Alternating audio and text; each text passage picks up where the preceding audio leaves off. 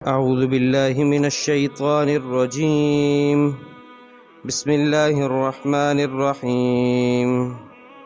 وإذا سألك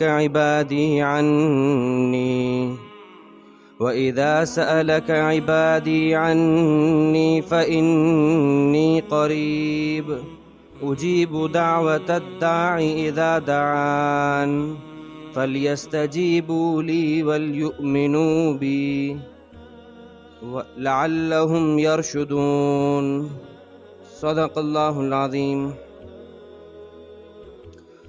اور اے نبی، جب آپ سے میرے بندے میرے بارے میں سوال کریں کہ میں کہاں ہوں، قریب ہوں یا دور ہوں، تو آپ کہیے کہ بے شک میں قریب ہوں، اتنا کہ جب بھی پکارنے والا جو کوئی بھی ہو مجھے پکارے تو میں اس کی پکار سنتا ہوں، جواب دیتا ہوں. لہٰذا انہیں بھی چاہیے کہ یہ میرے احکامات کو پورا کریں اور میری ذات پر یقین رکھیں تاکہ انہیں صحیح راستہ مل جائے. سورۃ البقرہ کی آیت نمبر 186 آپ کے سامنے تلاوت ہوئی. دعا فرمائیے اللہ تعالیٰ آیت کا صحیح مفہوم عرض کرنے کی توفیق عطا فرمائے. سورہ بقرہ کا 23واں رکوع چل رہا ہے. یہ مکمل رکوع اللہ رب العزت روزوں کے فضائل اور ان کے مسائل سے متعلق یہ رکوع ہے. پیچھے بھی اللہ نے روزے کے فضائل اور مسائل بیان کیے ہیں، آگے بھی روزے کے فضائل اور مسائل آ رہے ہیں. درمیان میں ایک آیت نمبر 186، اس آیت کے اندر بظاہر روزے کا ذکر نہیں ہے.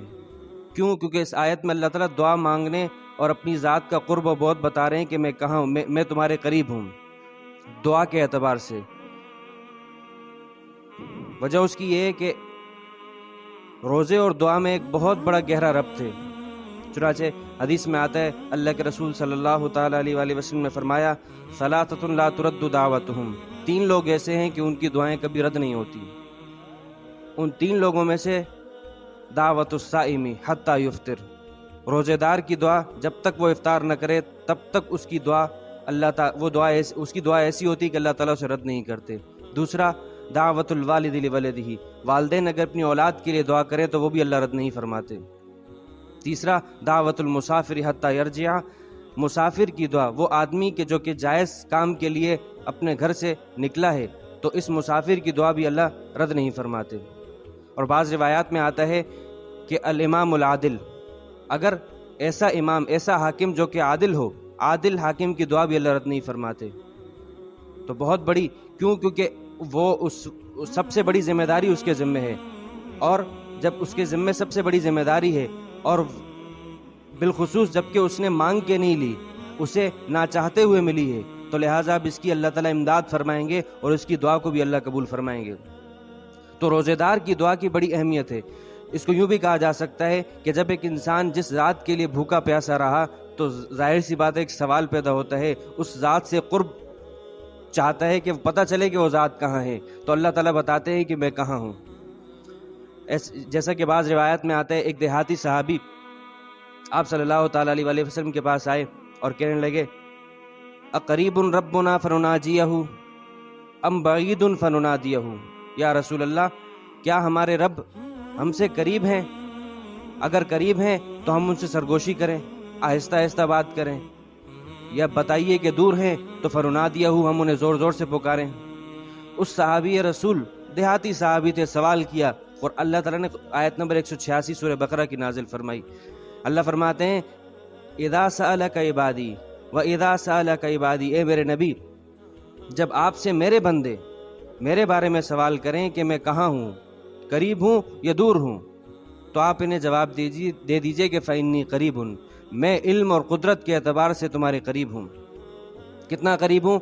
ایک حدیث میں آتا ہے، اللہ کے رسول صلی اللہ تعالیٰ علیہ وآلہ وسلم نے چند صحابہ کو دیکھا، غالباً خیبر سے واپسی کا موقع تھا، تو صحابہ کرام جب کسی نشیبی علاقے میں جاتے، یعنی نیچے کی طرف ڈھلان میں جا رہے ہیں تو تکبیر پڑھتے، اوپر کی جا رہے ہیں تو سبحان اللہ پڑھ رہے ہیں، اللہ اکبر پڑھ رہے ہیں، مختلف قسم کے ذکر و اذکار کر رہے ہیں جو کہ نفل کے درجے میں تھے.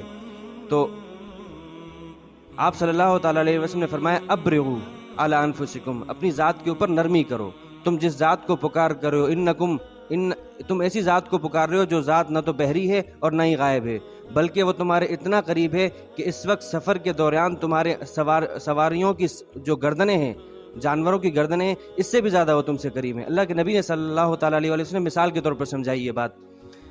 تو اب اتنے اللہ تعالیٰ کی ذات قریب ہے، تو اللہ نے یہاں کیا فرمایا؟ وَإِذَا سَأَلَكَ عِبَادِي، اے میرے نبی، جب آپ سے میرے بندے، یہ بہت بڑا خطاب ہے، اور انسان چاہے کس بھی درجے کو پہنچ جائے اللہ کی بندگی سے نہیں نکلتا، اللہ کا بندہ رہتا ہے۔ قرآن کریم میں اللہ فرماتے ہیں قُلْ يَا عِبَادِيَ الَّذِينَ أَسْرَفُوا عَلَىٰ أَنفُسِهِمْ لَا تَقْنَطُوا مِن رَحْمَتِ اللَّهِ۔ اے نبی، آپ میرے ان بندوں سے کہہ دیجئے کہ اے میرے وہ بندوں کہ جنہوں نے اپنی جان کے اوپر بے انتہا ظلم کیا ہے، یعنی اس میں کفر بھی آ گیا، شرک بھی آ گیا۔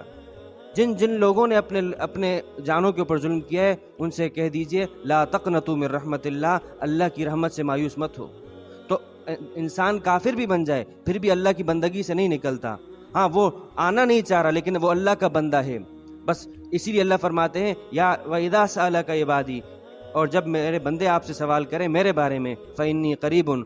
ویسے قرآن کریم کا انداز یہ ہے کہ جب قرآن کریم صحابہ کے سوالات کو نقل کر کے جواب دیتا ہے تو انداز یہ ہوتا ہے جیسے یسألونک عن المحیض، لوگ آپ سے حیض کے بارے میں سوال کرتے ہیں، اللہ آپ فرما دیجئے قل یسألونک عن الیتامی۔ جب سوال آتا ہے تو اللہ تعالیٰ فرماتے ہیں قل، اے نبی آپ کہیے، لیکن یہ ایسا موقع ہے اللہ تعالیٰ نے یہ نبی سے کہا ہی نہیں کہ آپ کہیے۔ کیوں؟ کیونکہ یہاں بندہ اللہ سے قرب اور بعد کو معلوم کرنا چاہ رہا ہے۔ اللہ فرماتے ہیں کہ اس میں نبی کی ضرورت نہیں ہے، میں خود اللہ کہتا ہوں کہ میں تم سے قریب ہوں، فإنی قریب، میں تم سے انتہائی قریب ہوں۔ کتنا قریب ہوں؟ فرمایا اجیب دعوت الداعی اذا دعان، ہر پکارنے والے کی پکار کو میں سنتا ہوں، اس کا جواب دیتا ہوں جب بھی وہ پکارے۔ جب بھی وہ شرائط کے ساتھ پکار کو اپنی جاری رکھے گا تو میں اس کی پکار کو سنتا ہوں۔ ہر پکارنے والا، یعنی اللہ تعالیٰ وہ ذات ہے یسمع دبیب النملۃ السوداء فی الصخر علی الصخرۃ السوداء فی اللیلۃ الظلماء۔ اللہ ایسی ذات ہے جو سیاہ چونٹی اس کی وہ پکار مارے سیاہ پتھر پر سیاہ رات میں، اللہ تعالیٰ اس کی پکار بھی سنتے ہیں۔ ایک میدان میں پوری انسانیت کو کھڑا کر دیا جائے، ہر انسان اپنی اپنی زبان میں اپنی اپنی حاجت مانگے، اللہ کی ذات ہے جو کہ ہر ایک کو سن رہی ہے۔ تو اللہ فرماتے ہیں میں ہر پکارنے والے کی پکار کو سن رہا ہوں، اور جب سنتا ہوں تو کیا اب اصل بات کیا ہے؟ اللہ کیا فرما رہے کہ تم مانگو تو صحیح، اذا دعانی، جب تم مجھ سے مانگو۔ لیکن حقیقت یہ ہے کہ اللہ تعالیٰ کو ایسی ذات ہے کہ نہ مانگنا اس کو ناپسند ہے۔ اگر انسان نہ مانگے تو اللہ تعالیٰ کو یہ بات بڑی ناگوار گزرتی ہے۔ حدیث میں آتا ہے کہ اگر کوئی انسان اللہ سے نہیں مانگ رہا تو اللہ اس سے ناراض ہے۔ اللہ تعالیٰ جب ناراض ہے تو اللہ تعالیٰ اس کے اوپر مختلف مصیبتیں نازل کرتے ہیں تاکہ یہ کسی طریقے سے واپس آئے اور مجھ سے گڑ گڑائے۔ اللہ کو گڑ گڑانے والا بندہ بڑا پسند ہے۔ چنانچہ اب کیا ہے؟ مانگتے نہیں ہیں، اور مانگنا قرآن کریم نے کہا ادعوا ربکم تضرعا وخفیا، اپنے رب کو گڑ گڑا کر مانگو، چپ چپ کر مانگو۔ ان الذین تدعون، اللہ نے کیا فرمایا کہ اگر تم اللہ سے نہیں مانگ رہے تو گویا کہ وہ میرے ان بندوں سے کہہ دو کہ جو میری ذات سے تکبر کر رہے ہیں، یعنی مجھ سے مانگ نہیں رہے۔ کسی شاعر نے کہا کہ انسان کا معاملہ یہ ہے، اللہ کی ذات تو یہ ہے کہ اللہ تعالیٰ سے نہ مانگا جائے تو اللہ ناراض ہوتے ہیں، اور انسان ایسا ہے کہ اس سے جب مانگا جائے تب وہ ناراض ہوتا ہے۔ یعنی انسان جتنی دفعہ آپ مانگیں گے سب سے زیادہ اس کو غصہ اس وقت آئے گا جب اس سے کوئی مانگ رہا ہوگا، لیکن اللہ کو غصہ اس بات پر آتا ہے کہ اس کا بندہ اس سے نہیں مانگ رہا۔ تو اللہ فرماتے ہیں اجیب دعوت الداعی، میں ہر پکارنے والے کی پکار کا جواب دیتا ہوں، اس کو سنتا ہوں جب کہ وہ مجھے پکارے۔ اب سوال پیدا ہوتا ہے کہ کئی دفعہ ایسا ہوتا ہے ہم پکارتے ہیں ہمیں تو وہ چیز نہیں ملتی۔ تو حدیث میں آتا ہے اللہ کے نبی صلی اللہ تعالیٰ علیہ وسلم نے فرمایا کہ جب بھی مسلمان کوئی جائز دعا مانگے، جائز دعا کا مطلب کیا؟ اللہ کے نبی نے فرمایا کوئی گناہ کی بات نہ مانگے اور رشتے ناطے توڑنے کی دعا نہ مانگے، تو اللہ تعالیٰ اس کی ہر دعا کے بدلے میں 3 چیزوں میں سے کوئی ایک کام ضرور فرماتے ہیں۔ 3 باتوں میں سے کوئی ایک بات اس کی دعا کے ساتھ ضرور ہوتی ہے۔ پہلی بات، یا تو اسے اس کی دعا فوراً دنیا میں مل جائے گی، یا اس کی دعا آخرت میں اسٹور ہو جائے گی۔ چنانچہ بعض روایت میں آتا ہے، دیگر روایت میں آتا ہے اللہ کے نبی صلی اللہ تعالیٰ علیہ وسلم نے فرمایا کہ قیامت کے دن جب ایک مسلمان، ایک مومن اپنا نامہ اعمال دیکھے گا تو اس کے نامہ اعمال میں وہ نیکیاں بھی ہوں گی جو کہ اس نے کی نہیں ہوں گی، تو وہ پوچھے گا یا اللہ یہ ثواب کہاں سے ملا؟ اللہ فرمائیں گے کہ یہ در حقیقت وہ ثواب ہے کہ ہم نے فلاں موقع پر تمہاری دعا قبول نہیں کی تھی، اس کے بدلے میں ہم نے تمہارے لیے یہ ثواب لکھ دیا۔ یعنی آخرت کی مصیبت سے بچنے کے لیے اللہ نے انسان کی دعا کو اسٹور کر لیا، تو یا تو پوری بے وہ چیز مل جاتی ہے، یا آخرت میں وہ دعا اسٹور ہو جاتی ہے، یا تیسری چیز کیا، اللہ تعالیٰ آگے آنے والی کسی مصیبت کو اس دعا کے بدلے میں رد کر دیتے ہیں۔ ورنہ کوئی دعا ایسی نہیں ہے کہ انسان کی دعا، دیکھیے قبول ہونا کے لیے یہ بات ضروری نہیں ہے کہ بے آپ کو وہ چیز ملے۔ جیسے مثال کے طور پر حدیث میں آتا ہے کہ کسی مسلمان کے اوپر حق یہ ہے کہ 5 حقوق ہیں، ان میں سے ایک حق کیا ہے کہ اس کی دعوت کو قبول کرے، بشرطے کہ وہ دعوت منکرات اور معصیت پر مشتمل نہ ہو، تو اس کی دعوت کو قبول کرنا چاہیے۔ تو جب آپ دعوت قبول کرنا ضروری ہے، آپ اس کی دعوت پہ جائیے، لیکن کھانا کھانا ضروری نہیں ہے۔ اگر خاص آپ کے لیے دعوت نہیں ہوئی، خاص آپ کے لیے ہوئی، تو پھر تو آپ کو کھانا پڑے گا، کیونکہ کیا اس نے آپ کے لیے خرچہ کیا ہے۔ لیکن ایک عمومی دعوت ہے تو ضروری نہیں ہے کہ آپ کھانا کھائیں، تو قبول کرنے میں کیا ہے، آپ اس کی دعوت میں چلے جائیں۔ تو اللہ تعالیٰ فرماتے ہیں میں تمہاری دعاؤں کو قبول کر رہا ہوں، اب تمہیں وہ چیز بے عینی ملے اس کا پتہ تمہیں نہیں ہے۔ جس طرح ایک بچہ ہے، ایک بچہ بیمار ہو، اگر کہیں کوئی کلفی والا جا رہا ہو تو وہ باپ سے کہتا ہے کہ مجھے کلفی چاہیے، اب اس کو کھانسی ہے، لیکن باپ کیا کہے گا؟ باپ اپنے کسی بیٹے کو، دوسرے بیٹے کو کہتے ہیں کہ بیٹا جاؤ، اب اس کو اشارہ کر دیا کہ بھائی جب وہ چلا جائے تو واپس آ جانا۔ اب جب وہ گھوم کے واپس آتا ہے تو بیٹا وہ تو چلا گیا، لیکن جب بیمار اس کی صحت ٹھیک ہو جاتی ہے تو باپ اسے وہ خرید کر دے دیتا ہے۔ اب ہمیں کیا پتا کہ ہم جو چیز مانگ رہے ہیں آیا وہ ہمارے لیے فائدے میں ہے یا نہیں۔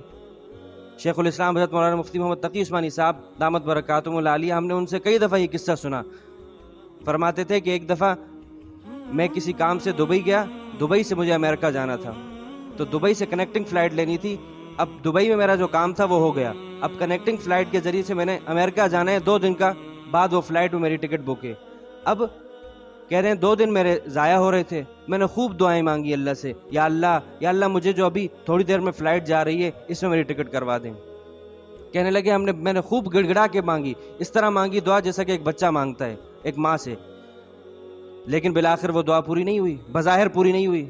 لیکن تھوڑی دیر بعد جب میں اپنے ہوٹل جا کے پہنچا تو پتہ چلا جس فلائٹ میں جانے کے لیے رو رہا تھا وہ فلائٹ ہائی جیک ہو گئی، یعنی وہ اسے کسی نے قبضے میں لے لیا، ڈاکوؤں نے قبضے میں لے لیا۔ تو کہتے ہیں میں تو یہ سمجھ رہا تھا کہ میرے لیے یہی بہتر ہے، حقیقت یہ ہے کہ میرے لیے وہ چیز بہتر نہیں تھی۔ تو انسان یہ بات نہیں سمجھ سکتا کہ میرے لیے کیا چیز بہتر ہے اور کیا چیز بہتر نہیں ہے۔ انسان کا کام ہے دعا مانگنا، دعا خود ایک ایسی عبادت ہے، الدعاء مخ العبادہ، دعا عبادت کا مغز ہے۔ لہٰذا اگر آپ کو کچھ اور نہیں تو دعا مانگنے پہ تو ثواب مل رہا ہے، آپ کی دعا قبول اس معنی کر کے تو ہو رہی ہے کہ آپ کو اس میں ثواب تو مل رہا ہے۔ لہٰذا مومن کا کام یہ ہے کہ وہ مانگتا رہے، صلی اللہ حوائجکم، اللہ سے اپنی ضروریات مانگو، حتی الشسع علینا علیکم، یہاں تک کہ اپنے تمہارے جوتے کا تسمہ بھی ٹوٹ جائے تو وہ بھی اللہ سے مانگو۔ تو اللہ کے نبی صلی اللہ تعالیٰ علیہ وسلم نے لیکن کیا بات بتائی کہ دعا کی شرائط کو پورا کیا جائے۔ اب دعا کی شرائط کیا ہیں؟ دعا کی شرائط سب سے پہلی بنیادی شرط یہ ہے کہ اپنے پیٹ کو حرام لقمے سے بچایا جائے۔ آپ کے سامنے پہلے بھی حدیث رکھی، اللہ کے نبی صلی اللہ تعالیٰ علیہ وسلم نے فرمایا بظاہر انسان دعا کے سارے اسباب پورے کر لیتا ہے، یعنی ایک انسان حج پہ گیا، اب اس کے بال پرا گندہ ہیں، کپڑے میلے ہیں، لیکن اور اللہ سے گڑ گڑا کر مانگ رہا ہے یا ربی یا ربی، یعنی تمام کے تمام دعا کی قبولیت کے اسباب اپنا لیے، لیکن اللہ فرماتے ہیں مطعمہ حرام، اس کا کھانا حرام کا، ملبسہ حرام، اس کا پہننا حرام کا، مشربہ حرام، پینا حرام کا، وغذی بالحرام، پورے کا پورا بچپن سے لے کر اس کو حرام کھلایا گیا، فأنی یستجاب ذلک، تو اس کی دعا کیسے قبول ہو؟ دعا کی قبولیت کے لیے پہلی چیز اپنے پیٹ کو، اللہ کے نبی صلی اللہ تعالیٰ علیہ وسلم سے سعد ابن ابی وقاص آ کے پوچھتے ہیں یا رسول اللہ ادعو اللہ ان یجعلنی مستجاب الدعوات، اے اللہ کے نبی آپ اللہ سے دعا کیجئے کہ اللہ مجھے مستجاب الدعوات بنا دے۔ اللہ کے نبی فرماتے ہیں اطب مطعمک، اپنے کھانے کو پاکیزہ کر لو، حلال کر لو، تم مستجاب الدعوات بن جاؤ گے، تمہاری دعائیں قبول ہوں گی۔ لیکن کیا؟ تو سب سے پہلی چیز تو کیا؟ اپنے کھانا پینا پہننا اوڑھنا یہ چیزیں حلال کی کرنی ہے۔ اس کے بعد دعا میں جلدی نہیں کرنی۔ اللہ کے نبی صلی اللہ تعالیٰ علیہ وسلم نے فرمایا کہ انسان جب تک جائز دعا مانگتا رہے، جب تک جلدی نہ کرے، دعا بھی جائز مانگ رہا اور جلدی نہ کرے تو اس کی دعا قبول ہوگی۔ صحابہ نے پوچھا یا رسول اللہ یہ جلدی کرنا کیا ہے؟ اللہ کے نبی فرماتے ہیں دعا مانگنے کے بعد بندہ یہ کہ قد دعوت، میں نے تو دعا مانگ لی لیکن میری دعا قبول نہیں ہوئی۔ یہ آپ کیسے کہہ رہے ہو کہ آپ کی دعا قبول نہیں ہوئی؟ حقیقت یہ ہے کہ آپ کی دعا، آپ کے لیے جو بات بہتر ہوگی وہ تجویز کی جائے گی، لیکن آپ کا کام یہ ہے کہ مانگتے رہو مانگتے رہو۔ تو اللہ کیا فرماتے ہیں کہ جب میرے بندے تم سے میرے بارے میں پوچھیں کہ میں کہاں ہوں، تو آپ کہہ دیجئے میں دور ہوں یا قریب ہوں، تو آپ کہہ دیجئے کہ میں تمہارے قریب ہوں، اتنا قریب ہوں کہ جو بھی پکارنے والا جب بھی پکارے، جس حال میں بھی پکارے، میں اس کی دعا کو قبول کرتا ہوں۔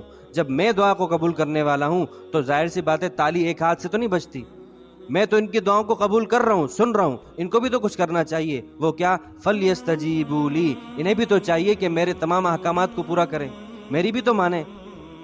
اور دوسرا کیا؟ وَلْيُؤْمِنُوا بِي، اور میری ذات کے اوپر یقین رکھیں۔ دعا مانگتے وقت دعا پہ یقین بھی تو رکھنا ہے۔